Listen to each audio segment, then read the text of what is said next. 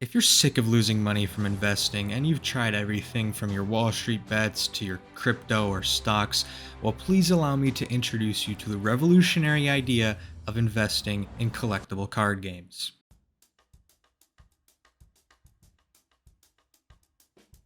Unless you've been living under a rock these last few years, you've seen the explosion of trading card games everywhere, and this is not without good cause.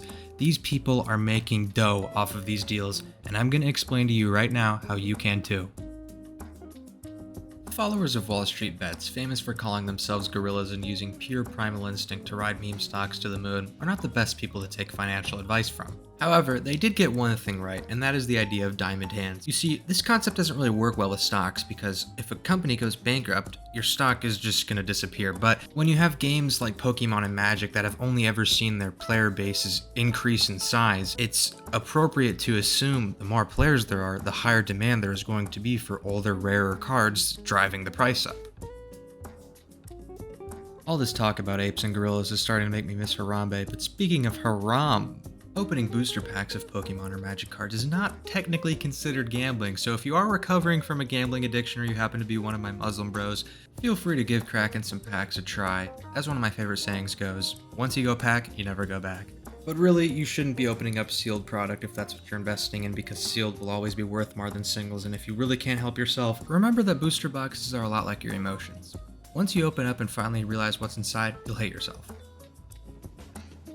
Don't let big brands like Amazon fool you into thinking that they're pro-environment just because their name reminds you of a rainforest, when in reality, they are the exact opposite of pro-environment. Rabbit doesn't magic cards come from paper into trees into forests? I'm confused. Shut up, little boy. Charizard, fireball!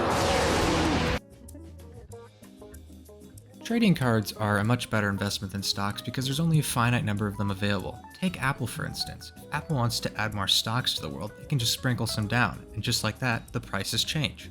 There's no such thing as having a rare Apple stock in the same way that there is having a rare Charizard card. Pokemon can't just reprint the old Charizard because then it wouldn't be the old Charizard, it would be the new Charizard. Of course, the exception to this rule is Lopunny. Every time she gets reprinted, her artwork just keeps getting more realistic, and it's really starting to get hard to control myself.